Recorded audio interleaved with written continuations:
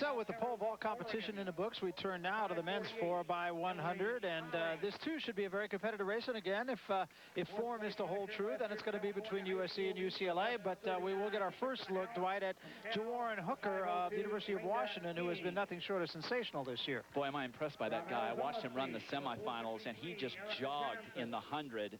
He's run 10:18 this year, but it's clear that he's ready for more than that. He ran the 200 at a personal best in his semifinal, 20.70, and was just walking the last 50 meters.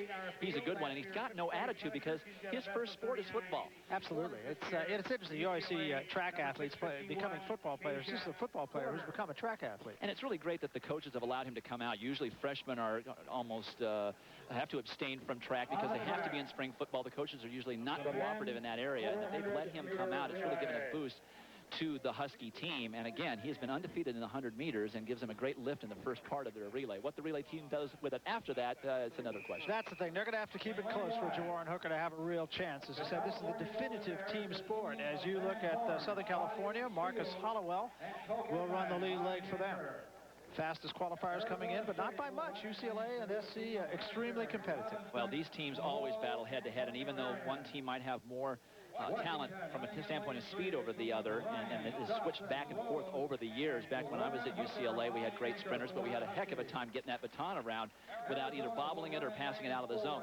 The competition is so close between these two schools that, again, we'll watch the baton passes very, very closely, because this is bragging rights.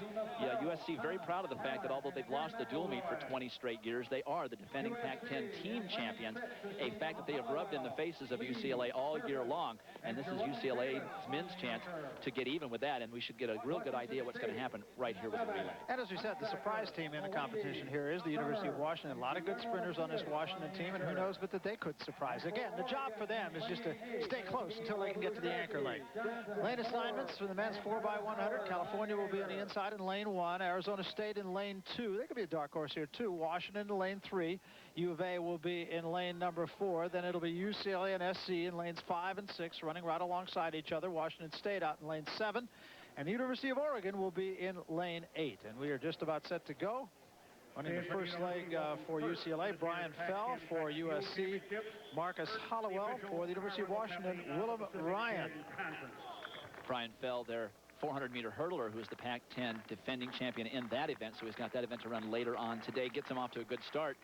University of Washington, again with Jawarren Hooker, he just hopes that his teammates are good technical sprinters, that they can get the baton around and get him even a chance to be in the ballpark with the anchor people from UCLA and USC, Jerome Davis and Jim McElroy, respectively. There is McElroy in the blue and gold of UCLA, and right outside him, Jerome Davis, who is going to be really working hard today, running the 200, the 400, and probably both relays.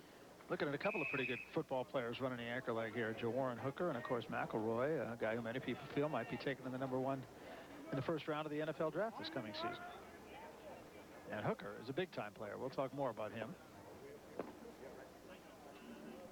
Just about set to go as you look at the records. The NCAA mark, 38.23, set by TCU back in 1989. The qualifying mark of both these favorite schools, USC and UCLA, have reached that. And the Pac-10 record, that's not totally out of the question either.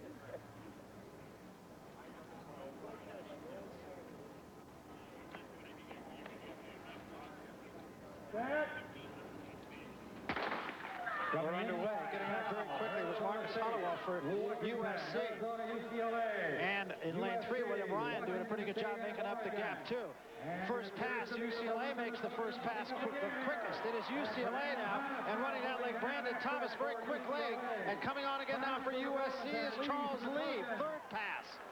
And it's extremely close. UCLA on the lead now with Tony Serpis as we come to the anchor leg. It's going to be between UCLA and USC. Here's the anchor leg. Running for UCLA is McElroy, and McElroy's got about a half a step on Jerome Davis. McElroy and Davis, and UCLA wins it.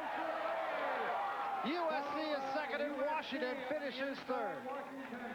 I'll tell you, Barry, the very first exchange set that entire race up. Brian Fell of UCLA did a fantastic job of keeping with Marcus Hollowell in that first leg, but his pass to Brandon Thomas was outstanding, and Thomas is really not the sprinter that Charles Lee from USC is, yet Thomas with that receiving the pass at full speed, which is what you want. You got to keep the baton moving, and those two guys did it. Brian fell on the right, and then Brandon Thomas, as we see McElroy. But watch this. This is the third pass. Damian Allen to Jim McElroy. Already UCLA's got a couple of meter lead here.